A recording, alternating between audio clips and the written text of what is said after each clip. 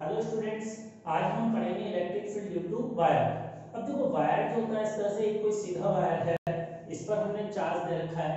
अब चार्ज के कारण इसके सामने किसी पॉइंट पर हमें इलेक्ट्रिक फील्ड निकालना है। तो इस प्रॉब्लम को कैसे सॉल्व करेंगे वो हमें समझना है।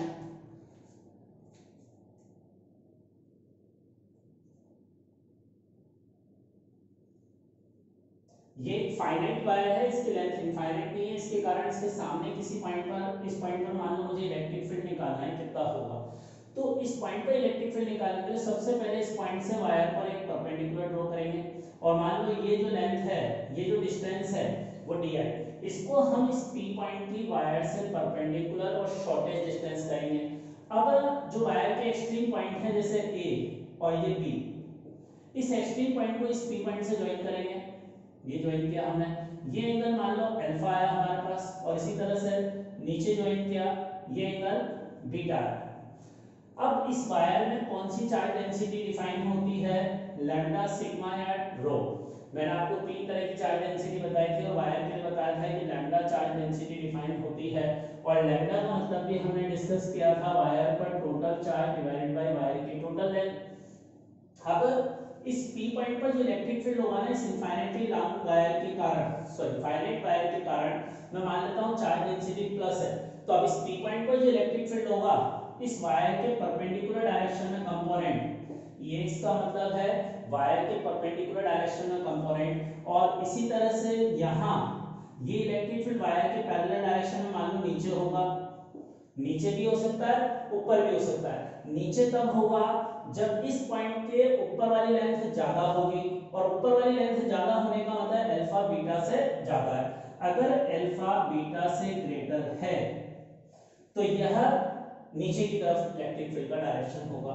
अब यहां इलेक्ट्रिक फील्ड जो आता है वो इसके बराबर आता है।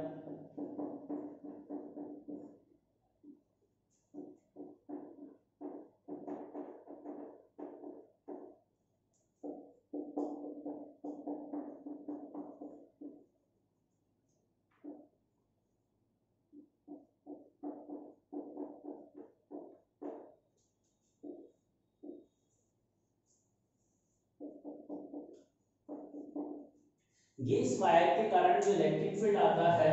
अब देखो, अल्फा और बीटा में कौन सा एंगल ज्यादा था? अल्फा ज्यादा था। तो अल्फा ज्यादा है तो cos अल्फा कम होगा cos बीटा से। तो cos बीटा ज्यादा होगा, तो ज्यादा में से कम सब्ट्रैक्ट करूंगा, ये एक्सप्रेशन लिखूंगा। और यहाँ इस फॉर्मूले को याद रखने के लिए k लैम्डा अपॉन डी है सही। और k लैम्डा अपॉन डी जैसी टर्म हमारे पास 1/4 रिंग के कारण आई थी। बस इसमें sine alpha plus sign beta add करना है, इसमें cos वाले सब्ट्रैक्ट होंगे। तो ये तो इसका फॉर्मूला हुआ।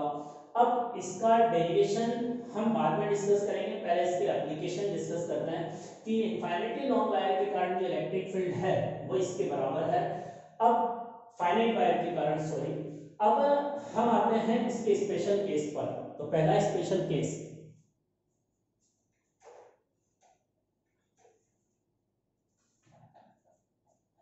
अब देखो पहला स्पेशल केस ये है कि अगर इस वायर की लेंथ इनफाइनाइट हो, इस वायर की लेंथ इनफाइनाइट हो,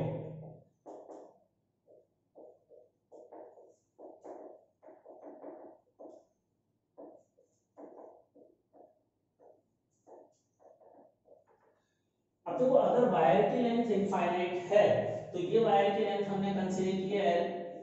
अब इनफाइनाइट का मतलब ये नहीं है जैसे पेन है इसकी लेंथ इनफाइनाइटली लार्ज मान सकते हैं, वो डिपेंड करेगा जहां हमें इलेक्ट्रिक फील्ड निकालना है। तो ये इनफाइनाइटली लॉन्ग वायर कहलाएगा अगर length is very very large with respect to D. Infinitely long का मतलब ये नहीं होता कि उसकी लेंथ इनफाइनाइट हो गई, उसकी लेंथ किसी और डायमेंशन के रिस्पेक्ट में बहुत ज्यादा लार्ज है, ये इनफाइनाइटली लॉन्ग का मतलब होता है।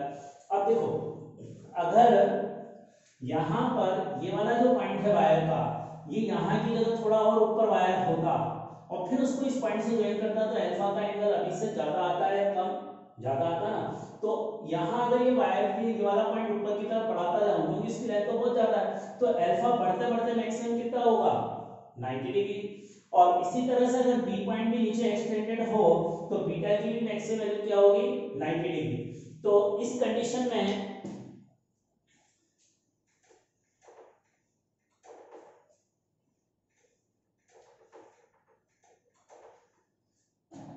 अगर हम इनफाइनाइटली लॉन्ग वायर की बात करेंगे तो इसके लिए अल्फा और बीटा 90 डिग्री के बराबर होगा। अब ये 90 डिग्री होने से बताओ कौन सा इलेक्ट्रिक फील्ड जीरो हो गया, अल्फा और बीटा बराबर है तो ये कैंसिल आउट होकर जीरो हो जाएगा। तो वाई डायरेक्शन में तो इलेक्ट्रिक फील्ड जीरो और एक्स डायरेक्शन में इलेक्ट्रिक फील्ड क्या होगा 2k लैम्डा अपॉन डी। तो ये इसका एक फॉर्मूला हो गया इनफाइनाइटली लॉन्ग वायर के कारण।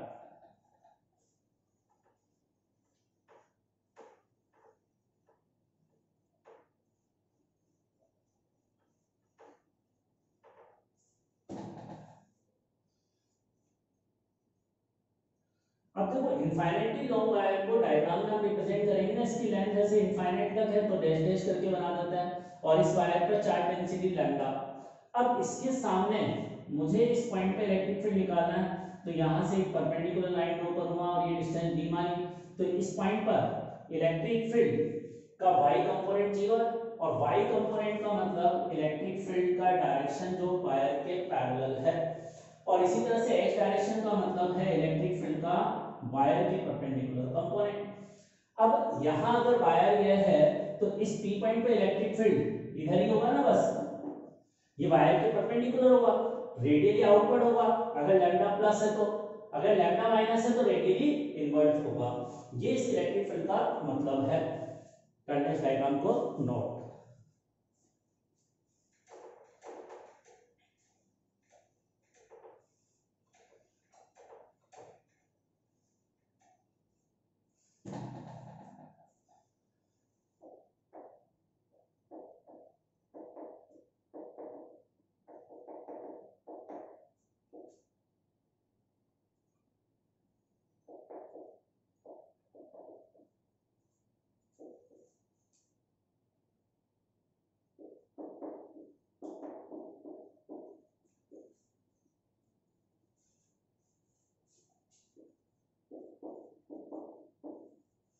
अब देखो अगला टॉपिक है electric field due to semi infinite wire.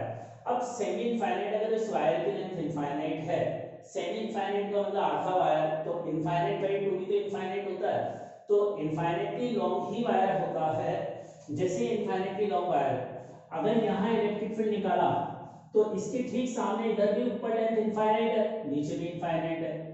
अगर एक ही तरफ वायर हो ऊपर नीचे वायर नहीं हो तो ये सेमी इनफाइनाइट वायर कहलाएगा। तो सेमी इनफाइनाइट वायर का मतलब ये वाला वायर हो गया, इसकी आधी लेंथ हमने काट दी, मतलब आधी एंड काट दी। इसका मतलब हम ये भी कह सकते हैं इनफाइनाइटली लॉन्ग वायर, जैसे मान लो ये वायर है इनफाइनाइटली लॉन्ग वायर है। अब इसके मिडल पॉइंट के सामने कहीं इलेक्ट्रिक फील्ड निकालूंगा तो 2k लैम्डा अपॉन r वाला फॉर्मूला लगाऊंगा। लेकिन अगर इस वायर के इस एंड के ठीक सामने या इस एंड के ठीक सामने निकाला तो ये सेमी इनफाइनाइट वायर कहलाएगा। वायर वही है, पूरी लेंथ इनफाइनाइट ही है। अब इस पॉइंट पे इलेक्ट्रिक फील्ड निकालूंगा तो इस कंडीशन में अल्फा तो 90 डिग्री होगा और बीटा 0 डिग्री होगा। अब उस फॉर्मूले में रखेंगे तो x डायरेक्शन में इलेक्ट्रिक फील्ड आएगा k lambda upon d and y direction में भी आ जाएगा k लैम्डा अपॉन d के बराबर। तो सेमी इनफाइनाइट वायर के कारण इलेक्ट्रिक फील्ड ये होगा। अब ये जैसे सेमी इनफाइनाइट वायर है तो x डायरेक्शन में इलेक्ट्रिक फील्ड इधर, y डायरेक्शन में इधर और दोनों डायरेक्शन में कितना है सेम है। अब अगर इन दोनों का रिजल्टेंट निकालूंगा इलेक्ट्रिक फील्ड का तो इनके एंगल बाइसेक्टर की तरफ होगा इधर कहीं और ये एंगल 45 डिग्री होगा और कितना आ जाएगा रिजल्टेंट इलेक्ट्रिक फील्ड इसके बराबर होगा। तो ये था सेमी इनफाइनाइट के लॉन्ग वायर के कारण इलेक्ट्रिक फील्ड।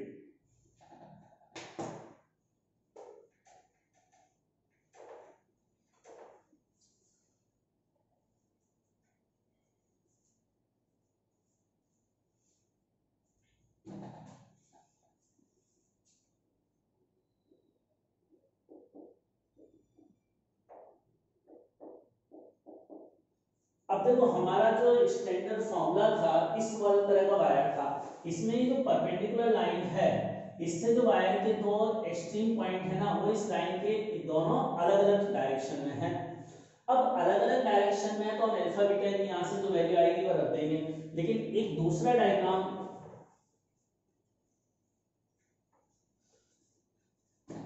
जैसे ये दोनों पॉइंट इस वाली लाइन के एक ही तरफ हो, जैसे मान लो ये वायर है मेरे पास, अब मुझे यहाँ इलेक्ट्रिक फील्ड बताना है इस वायर के कारण। इस वायर में ए पॉइंट तो यहाँ है और बी पॉइंट यहाँ है। अब इस वायर के कारण इस बी पॉइंट पे इलेक्ट्रिक फील्ड बताना है, तो इसको निकालने के लिए क्या करेंगे, वायर की लेंथ तो यहाँ बी खत्म होगी, लेकिन इसको थोड़ा सा एक्सटेंड मान लेंगे। अब इस वायर पर इस पी पॉइंट से एक परपेंडिकुलर लाइन ड्रॉ करेंगे, तो पी पॉइंट से लाइन ड्रॉ करूंगा तो ये आएगी ना, तो ये डिस्टेंस डी कहलाएगी, जो परपेंडिकुलर डिस्टेंस होती है। ये जो हमारा फॉर्मूला है Ex और Ey में k lambda upon d sin alpha plus sin beta, इसमें जो d है उसका मीनिंग यह है। अब अल्फा बीटा का मतलब क्या है उसको समझने के लिए, ये जो a पॉइंट है ना, यहां से इसको p पॉइंट से ज्वाइन कर दो, ये एंगल मान लो θ1 है। ऐसे b पॉइंट को ज्वाइन करो, ये एंगल मान लो θ2 है। अब इसमें θ1 θ2 मान लो मुझे क्वेश्चन में दे रखे हैं, अब उससे अल्फा बीटा की वैल्यू निकालनी है। तो ए पॉइंट के करस्पॉन्डिंग तो एंगल अल्फा था, तो अल्फा को तो आप θ1 लिख दोगे। अब बीटा को क्या लिखोगे, बीटा को θ2 लिखोगे। लेकिन देखो अब इसमें जब दोनों पॉइंट एक ही तरफ है ना, तो θ1 θ2 में से एक एंगल नेगेटिव आएगा। अब नेगेटिव एंगल का मतलब क्या है उसको समझते हैं। देखो यहां जब इलेक्ट्रिक फील्ड निकालूंगा तो एक कंपोनेंट तो इधर आएगा, और इसके ऊपर की तरफ वायर ज्यादा है ना, नीचे तो वायर है ही नहीं, तो दूसरा कंपोनेंट नीचे ही आएगा। अब नीचे की तरफ इलेक्ट्रिक फील्ड क्या होगा उसको निकालने के लिए देखो अब हम क्या करेंगे, इन दोनों एंगल में कौन सा बड़ा एंगल है, θ1 बड़ा एंगल है, तो θ1 अगर बड़ा एंगल है θ2 से, तो जो छोटा एंगल होगा उसको नेगेटिव लिखेंगे। तो θ2 को हमें नेगेटिव, क्योंकि बेसिकली समझो ये पॉइंट हमने ये एंगल इधर से मेजर किया था, ये एंगल इधर से, अगर ये एंगल इस तरह से मेजर करूंगा तो ये पॉजिटिव आएगा, लेकिन अगर बी पॉइंट ऊपर चला गया तो ये एंगल मैंने उल्टा मेजर किया ना, इसलिए θ2 की वैल्यू नेगेटिव लिखेंगे। तो इसको ऐसे याद रखो, जो भी दोनों में छोटा एंगल आए उसको नेगेटिव लिख देना और उसका आंसर कैलकुलेट कर लेना।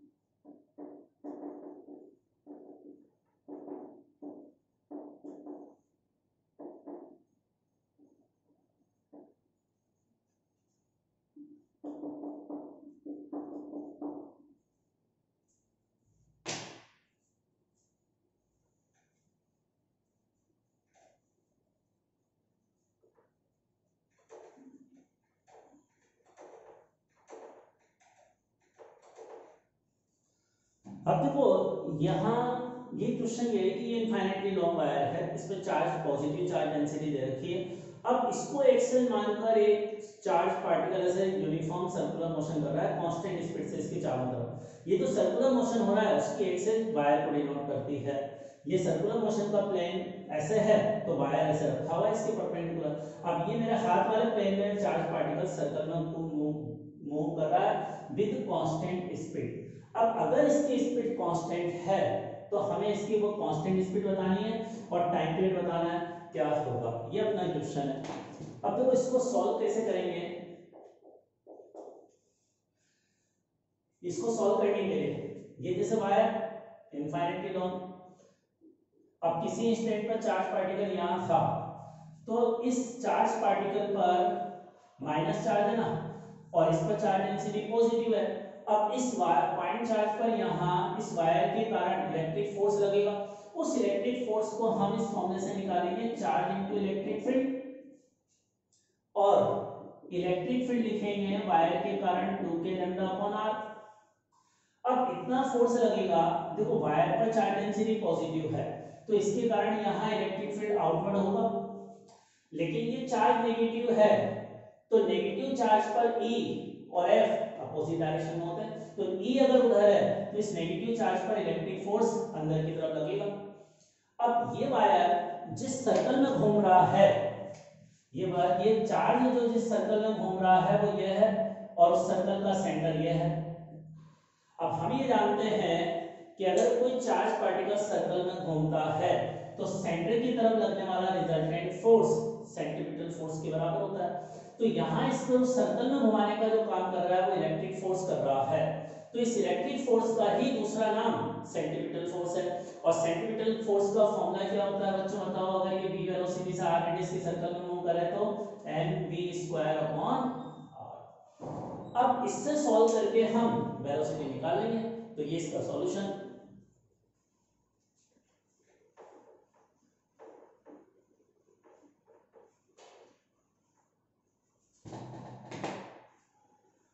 अब सेकंड पार्ट, टाइम पीरियड का फॉर्मूला।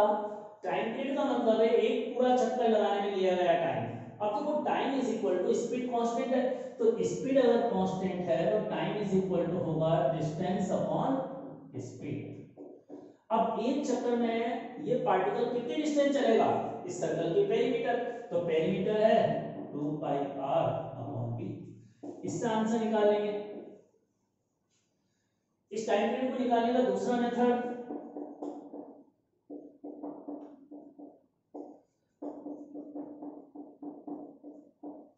टाइम पीरियड बराबर 2π ओमेगा होता है। ओमेगा का मतलब एंगुलर वेलोसिटी और ओमेगा को लिख सकते हैं v/r। तो अब ओमेगा की वैल्यू यहां रखेंगे तो यही सेम एक्सप्रेशन आ गया। इस तरह से भी हम इसका टाइम पीरियड कैलकुलेट कर सकते हैं।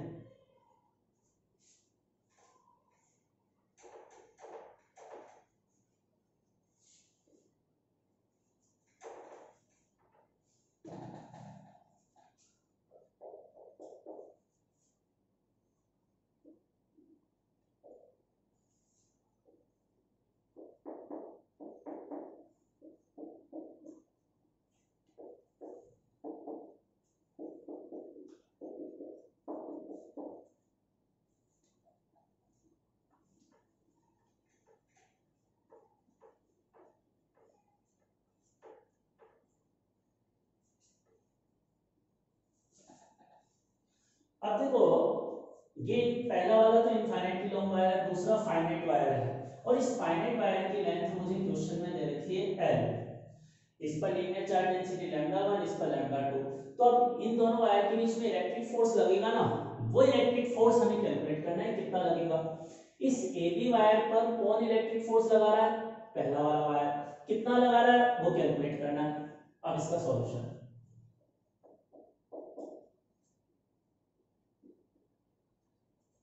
देखो। अब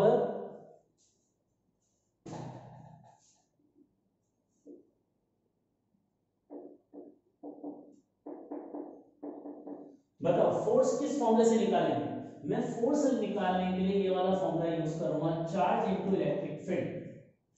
अब देखो ये फॉर्मूला मैंने आपको बताया था कि ये जो चार्ज जिस पर मैं फोर्स निकाल रहा हूं वह या तो पॉइंट चार्ज होना चाहिए, लेकिन ये तो पॉइंट चार्ज है नहीं, अभी तो इसकी लेंथ 0 नहीं है। तो पॉइंट चार्ज होता है इसकी लेंथ 0 हो, तो या तो पॉइंट चार्ज होना चाहिए, या अगर पॉइंट चार्ज नहीं हो तो जिस पर इलेक्ट्रिक फोर्स निकाल रहा हूं उसके हर पॉइंट पर इलेक्ट्रिक फील्ड सेम होना चाहिए। अब देखो इस ये वाला फॉर्मूला तब लगा सकता हूं जब इस वायर के हर पॉइंट पर, इस पर फोर्स निकाल रहा हूं तो इसके हर पॉइंट पर इलेक्ट्रिक फील्ड की वैल्यू सेम होनी चाहिए। इलेक्ट्रिक फील्ड किसके कारण? दूसरे वाले वायर के, फर्स्ट वाले वायर के कारण। अब पहले वाले वायर के कारण यहाँ इलेक्ट्रिक फील्ड इधर होगा ना, और क्या फॉर्मूला है 2k λ1/d। इस पहले वाले वायर के कारण यहाँ इलेक्ट्रिक फील्ड लिख रहा हूं तो डेंसिटी इसकी लिखूंगा। अब ये इलेक्ट्रिक फील्ड ये बताओ इस वायर के हर पॉइंट पर एक जैसा है या नहीं है? है ना, क्योंकि ये इनफाइनाइटली लॉन्ग वायर, तो हर पॉइंट पर एक जैसा है तो ये फॉर्मूला लगा सकता हूं, क्योंकि हर पॉइंट की वायर से सीधी डिस्टेंस बराबर है d के, और डिस्टेंस अगर सेम है तो इलेक्ट्रिक फील्ड भी सेम होगा। अब ये वाला फॉर्मूला लगा सकता हूं। अब इस AB वायर का चार्ज लिखूंगा, AB वायर का चार्ज कैसे निकालूंगा? इसकी डेंसिटी लैम्डा 2 दे रखी है, इसकी लेंथ l है। लैम्डा 2 का मतलब होता है यूनिट लेंथ का चार्ज, तो l लेंथ का क्या होगा लैम्डा 2 इंटू l के बराबर।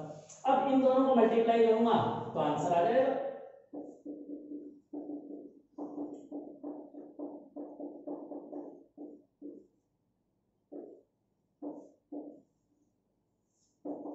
ये इंपॉर्टेंट फॉर्मूला भी है और इसका डेरिवेशन बोर्ड एग्जाम में पूछा भी जाता है।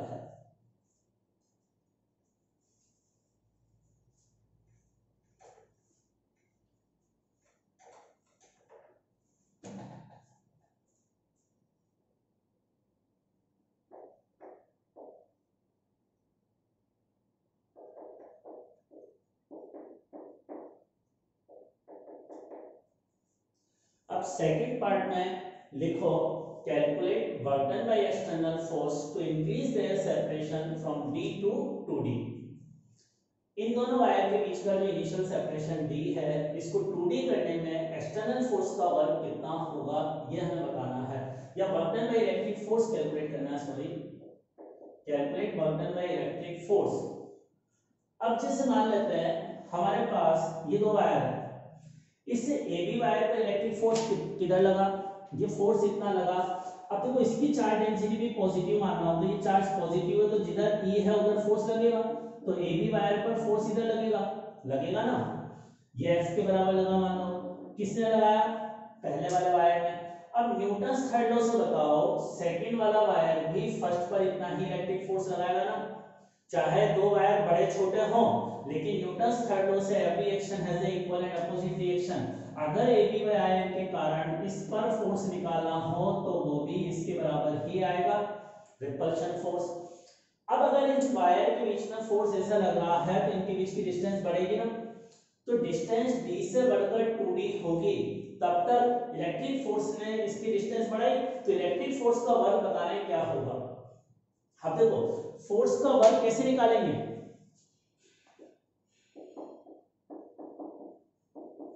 Integration FdS। बिना इंटीग्रेशन के नहीं कर सकते, क्योंकि जब डिस्टेंस बढ़ रही है तो अगर डिस्टेंस बदल रही है तो इलेक्ट्रिक फोर्स D डिस्टेंस बदलेगी, D से 2D होगी, तो इलेक्ट्रिक फोर्स जो होगा वो वेरिएबल होगा, और वेरिएबल फोर्स का वर्क निकालने के लिए हमें इंटीग्रेशन करना पड़ता है।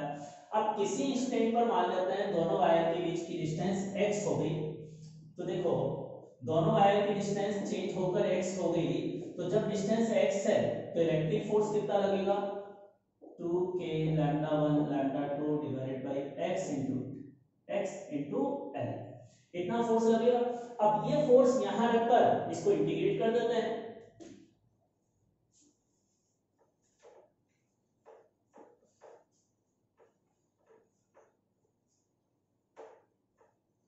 अच्छा ये फोर्स प्लस आएगा या माइनस, देखो ये फोर्स इधर लगा ना और इस वायर का डिस्प्लेसमेंट भी इधर है, तो फोर्स और डिस्प्लेसमेंट सेम डायरेक्शन में है तो वर्क डन पॉजिटिव होगा। अब वर्क डन कितना होगा, ये इलेक्ट्रिक फोर्स है, इसी का वर्क निकालना है हमें।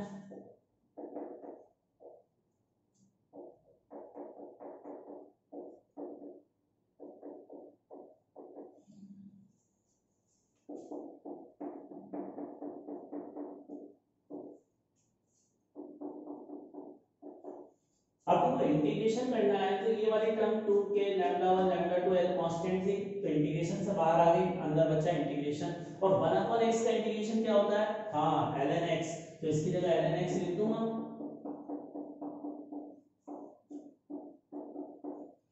अब देखो x की लिमिट क्या होगी, शुरू में x बराबर d था, बाद में 2d था, तो x की लिमिट होगी d से लेकर 2d तक, यहाँ d से लेकर 2d तक।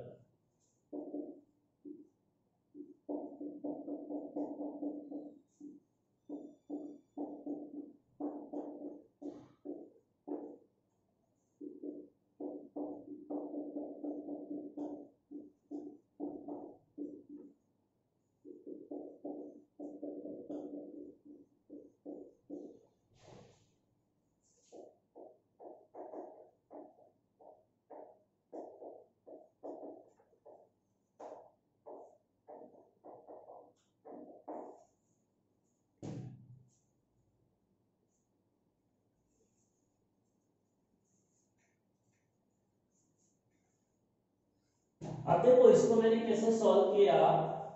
यहाँ जब इंटीग्रेशन में लिमिट रखते हैं तो पहले ऊपर वाली लिमिट रखते हैं, तो x की जगह 2d लिखूंगा, फिर माइनस लगाऊंगा, फिर x की जगह d लिखूंगा। अब एक हमारा फॉर्मूला होता है लॉगरिथम में ln x minus ln y होता है, तो ये दोनों डिवाइड हो जाते हैं इस तरह से, और प्लस होता तो दोनों मल्टीप्लाई हो जाते हैं। d से d कटा तो ln 2 बचा, तो ये तो अपना आंसर हुआ वर्ग का, वर्गन इज इक्वल टू ये हुआ। अब इसमें जो लॉगरिथम में बेस होता है क्या होता है, ई बेस होता है ना, और ln 2 की वैल्यू याद रखो 0.693 होती है, इसको जो अप्रोक्सीमेटली 0.7 भी हम लिख सकते हैं।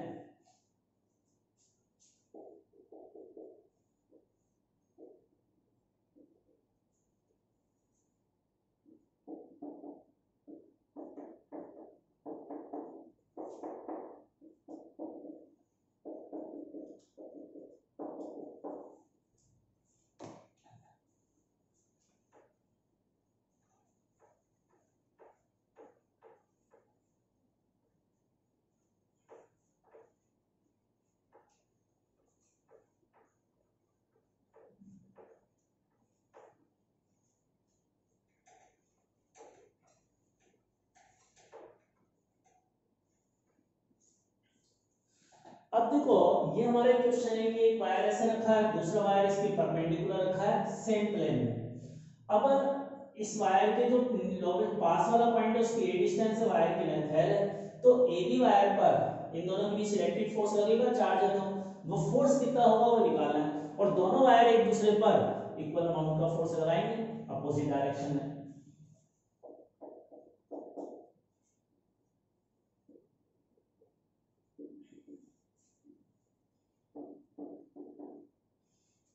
अब देखो मैं यहां जैसे ये वाला फॉर्मूला लगा सकता हूं कि फोर्स बराबर चार्ज इनटू इलेक्ट्रिक फील्ड, नहीं ना, इस एबी वायर का फोर्स निकाल रहा हूं, ये 0.4 नहीं है। दूसरा, इस एबी वायर के हर पॉइंट पर क्या इस इनफाइनाइटली लॉन्ग वायर के कारण इलेक्ट्रिक फील्ड सेम है, नहीं है।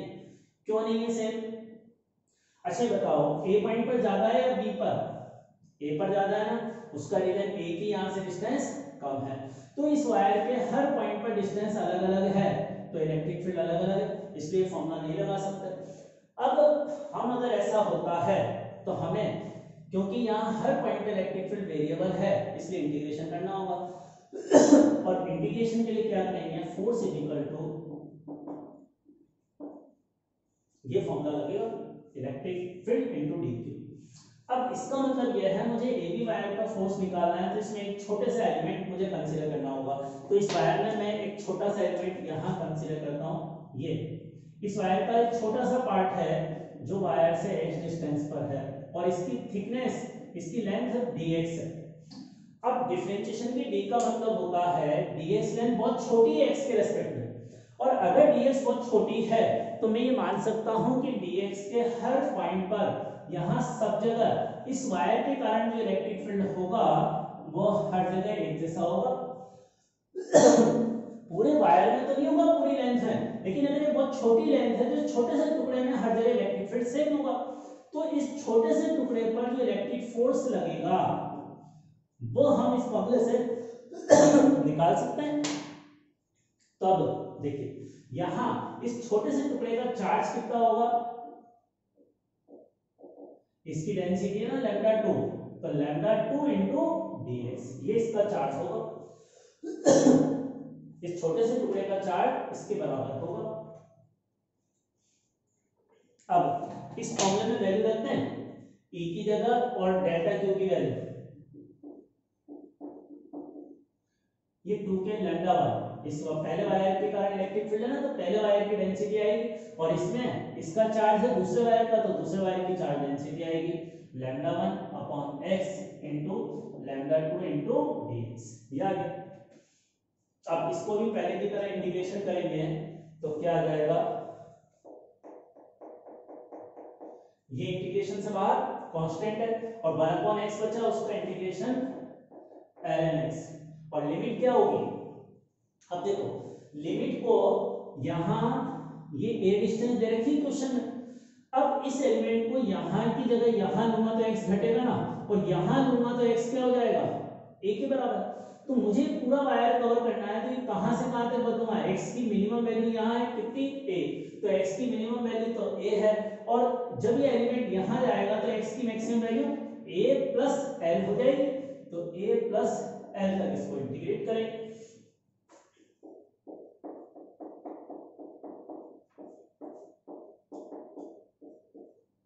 ये अपना answer, electric force will be equal to this one.